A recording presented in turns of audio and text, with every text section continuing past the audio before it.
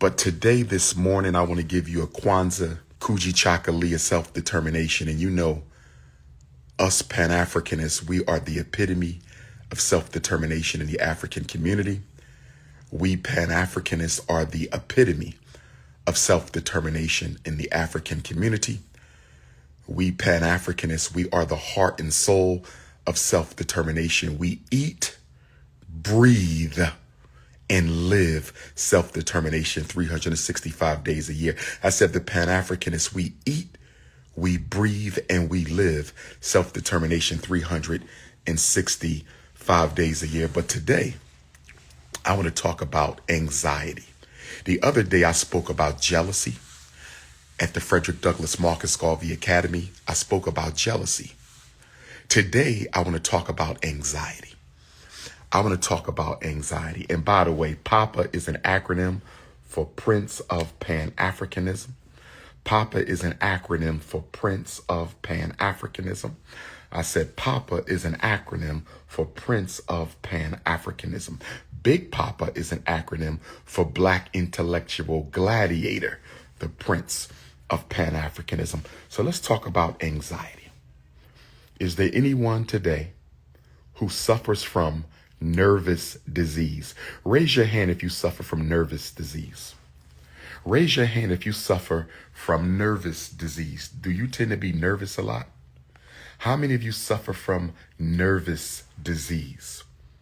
What about worryation? How many of you worry too much? How many of you suffer from apprehensive expectation? How many of you are always anxious? Every time you have to make a decision, you're anxious. Every time your children walk out the house, you worry. Every time you start dating a new person, your nervous disease kicks in. Let's talk a little bit about this nervous disease, this anxiety, this apprehensive expectation, this excessive need to worry about things. Let's talk about it. Let's talk about it. First of all, let's deal with the roots. Let's deal with some roots of nervous disease.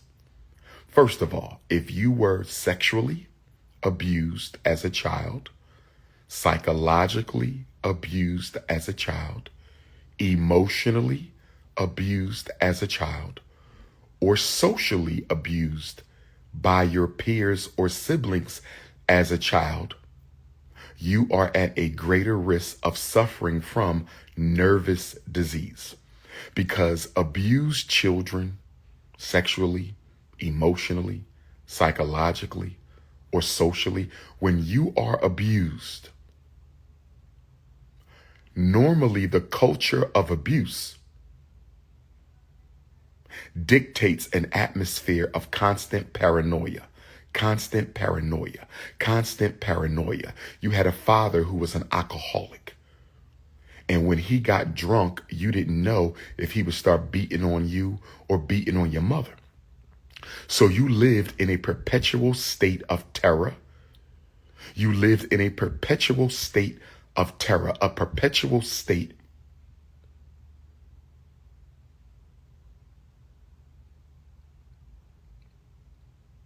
of always wondering whether or not your father would begin to beat you or beat your mother. Because your childhood was wrought with the need for you to be paranoid at all times in order to protect yourself. See, abused children have their flight or fight response discombobulated. I said abused children have their flight or fight response discombobulated. And the reason abused children have their flight or fight response discombobulated is they can never turn it off as children. They were always in a state of fight or flight because the pattern of abuse is very unpredictable. The pattern of abuse was very unpredictable. The pattern of the abuse was very unpredictable. So you spent 7 years of age, 8 years of age, 9 years of age, 10 years of age, 10 years of, all the way through your teens wondering when your mother would snap off, wondering when your father would snap off, wondering when your uncle would molest you, wondering when your aunt would disrespect you, wondering when your big brother or little brother would beat up on you. So you lived in an atmosphere of terror. You lived in an atmosphere of terror, and that atmosphere of terror traumatized you. That atmosphere of terror traumatized you. And although you left that house, you went off to college, you went to work, you moved out, you got your own apartment, even though you left the house, the habit that the trauma of child abuse sowed within your unconscious, the habit that the trauma of child abuse sowed into your subconscious, the habit that the trauma of child abuse sowed into your unconscious stayed with you in your adult years. It stayed with you in your adult years. It stayed with you in your adult years. And so now you're 25 years old, 35 years old, 45 years old, and you're still worrying about petty things. You get traumatized by small decisions. You find yourself always worrying about things that shouldn't even matter. Your whole life is about expecting the worst. If your whole life is about expecting the worst, you suffer from nervous disease.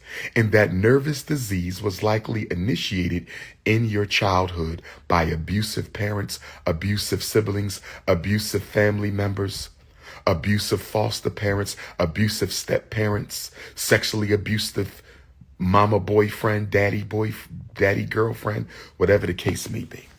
So, couple things I need you to know about anxiety and excessive worry. The first thing, if you have to stop letting your brain run your life, you have to stop letting your emotions run your life, and you have to stop believing the messages from your brain that are constantly telling you something is about to go wrong. The best advice I have for traumatized people, those who suffer from nervous disease, the best advice I have for you is you have to start living from your spirit, because your mind is too traumatized for you to trust it. I'm going to say it again. I'm going to say it again. I'm going to say it again. If you suffer from nervous disease, you have to learn to live from your spirit. Let your spirit run your life, because your mind is too traumatized. Until you get control of your worry, until you get control of your excessive concern for things going wrong, you cannot live through your mind. Your mind is too unhealthy. Your mind is too traumatized. You have to learn to stop trusting your mind. And the reason you're always worrying is because you have developed for yourself a stimulus response pattern of behavior. Classical conditioning, the traumatized mind, the anxious mind, the nervous disease mind operates on classical conditioning. Soon when you see a stimulus, something you think can go wrong, you automatically start worrying. And some people have it real bad. Some people worry so much that it destroys their relationships because their wife can't deal with it. Their husband can't deal with it. They're always asking people to reassure them in their decisions. You ever find people who always need other people to make their decisions for them? They don't trust themselves. And when you find people who always need other people to make decisions for them, they always need feedback from everybody. The reason that is they don't trust themselves. They have low self-esteem. Low self-esteem is often found wherever there is nervous disease. Low self-esteem is often found whenever there is nervous disease. Low self-esteem is often found whenever there is nervous disease. You have nervous disease, you probably have low self-esteem too. You have nervous disease, you probably have low self-esteem. And the good news is we can fix the low self-esteem and we can fix the nervous disease. The reason why many people will never overcome their nervousness or any other mental issue, any other psychological issue, the reason why we will not overcome these issues and illnesses is because we don't have the discipline and commitment to declare war on our unconscious habits. Do you have the discipline and the commitment to declare war on your unconscious habits? Because going to war with your unconscious is no easy fight. Your unconscious is committed. Your unconscious is disciplined. You have to go to war with your unconscious in order to reprogram it. That crazy mind of yours must be subdued. You have to wrestle with your mind. You have to put your mind in a full Nelson. You have to put your mind in a headlock. You got to do a power driver on that mind of yours. And most of all, you have to stop listening to the automatic thoughts that come from your mind. Your automatic thoughts are not telling you the truth. See, let me give you the essence of healing mental illness. And by the way, anxiety is one of the most diagnosed mental conditions in all of society, because we live in a society where we are constantly being judged. We live in a society when we are constantly being threatened. We live in a society where people are constantly comparing us to them and comparing themselves to us. We live in a society that perpetuates general anxiety disorder. Many of us have general anxiety disorder.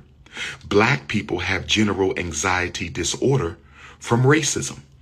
If you are an American African and you are not spiritually yoked, if you are an American African and you are not spiritually yoked, you probably suffer from general anxiety disorder. Because you always have to protect yourself from racism. You always have to protect yourself from the police. You always have to protect yourself from your white racist co-workers. You always have to protect yourself from non-African people of color who are always trying to undermine you. You have to protect yourself from jealous friends, jealous neighbors, jealous relatives, jealous co-workers. If you are an American African or any African in this world, Caribbean African, European African, Continental African, Central South American, Canadian, Australian African, you live almost in a perpetual state of alertness. You have to stay alert because you can lose your life at any time. You have to stay alert. You can be fired from your job at any time. And because of this, we often develop nervous disease. Nervous disease, otherwise known as general anxiety disorder, psychological self-terrorism. We have to overcome this because in 2024, we as African people are going to be going through a lot of hell. In 2024, we as African people are going to have to do a lot of fighting. In 2024, we're going to have to organize. And guess what? Everyone's future is uncertain. So you say, Dr. Umar, is it unhealthy to worry about my future when my future is uncertain? Yes, it is unhealthy to worry about your future. And the reason why it is unhealthy to excessively worry about your future is you have no control over it. You have no control over it.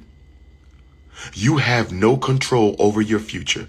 The best thing you can do for your future is take care of today. The best thing you can do for your future is take care of right now. The best thing you can do for your future is be responsible in your present. Take care of the present moment, and the future will take care of itself. The future is nothing more than the consequences of today. And if the future is nothing more than the consequences of today, if you take care of your life today, tomorrow will automatically be better. If you don't take care of your life today, tomorrow will automatically be worse. The worst thing you can do for your future is worry about it. A lot of black women suffer from relationship anxiety. A lot of my beautiful African sisters suffer from relationship anxiety.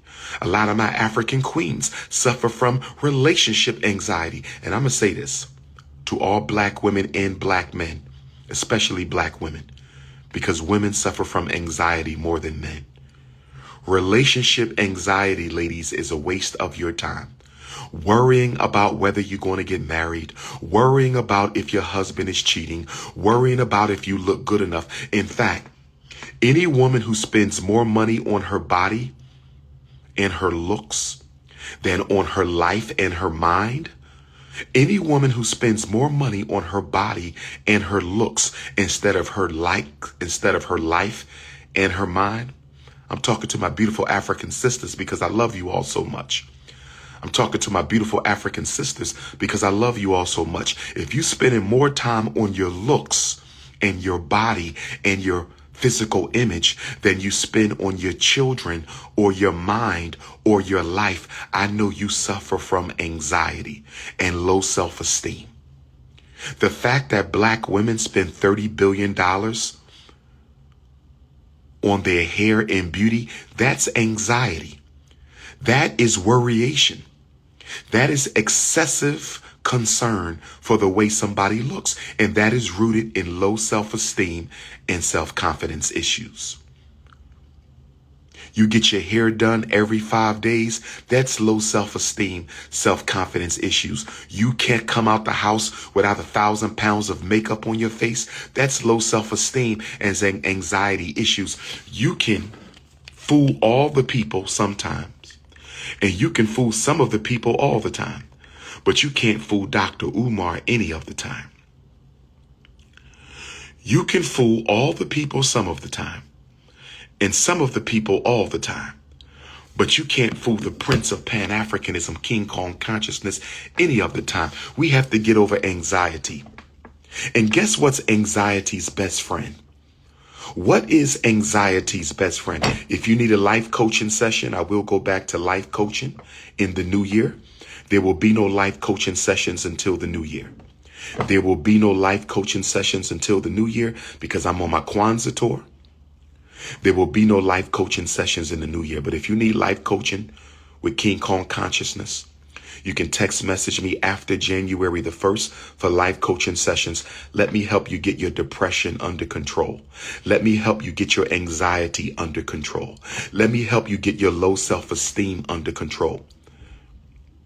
Black women, you keep going from abusive man to abusive man. There's something in your consciousness that is attracting abusive men into your life. And I'm willing to believe, black sister.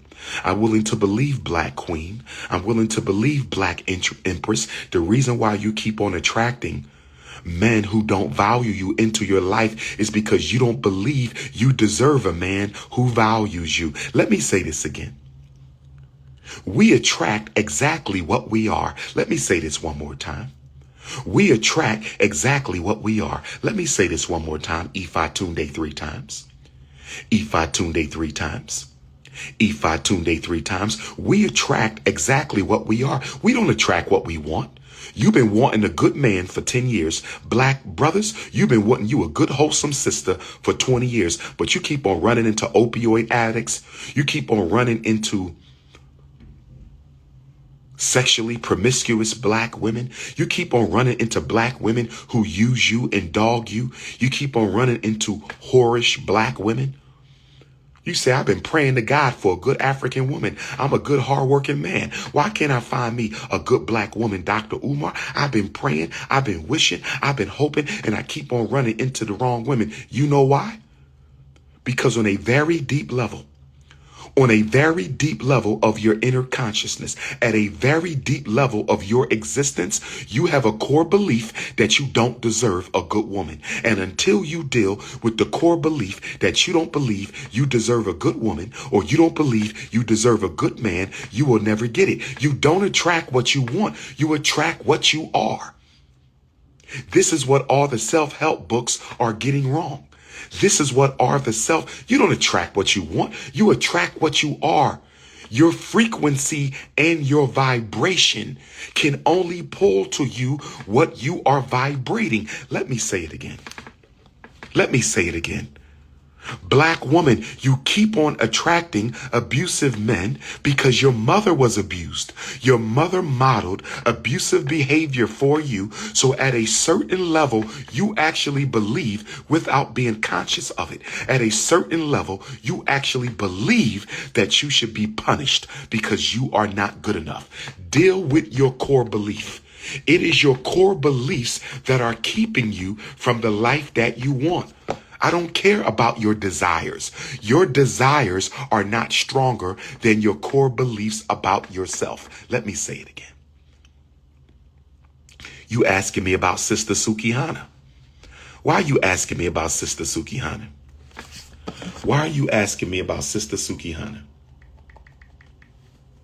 Why are you asking me about Sister Sukihana for?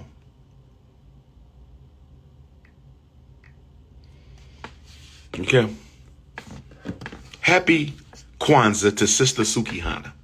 We're not dealing with Sister Sukihana. Let Suki do Suki. Don't worry. She's going to come around and shock the world when she go 100% full-time conscious on y'all. Sukihana is going to shock the world when she go 100% full-time black consciousness on y'all. But can we please stay focused now? We're dealing with the mental illness of the African community. Can we please stay focused right now? You attract what you are.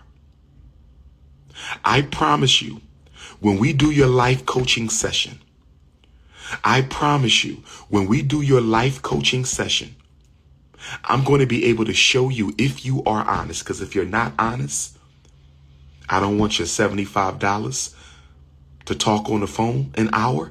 I don't want your $100 to talk on the video virtually about your issues. If you're not going to be honest with me, please don't give me your money. I'm not a hustler. I'm not an opportunist. If you are not ready to face your internal demons, if you are not ready to face your emotional slave masters that are running and dictating your life, making you miserable, if you are not ready to go into your past, so I can show you how you became who you are so you can fix it. If you're not ready to go back into time so we can uncover the ingredients that gave birth to your depression, your low self-esteem, your anxiety, your bipolar, your eating disorder. That's right. My obese brother, is it possible you intentionally made yourself overweight because you are too afraid? You are too afraid to search for the woman that you desire. So you made yourself overweight. This way you never have to go look for the woman you desire, because you can simply tell yourself, no woman wants me because I'm overweight.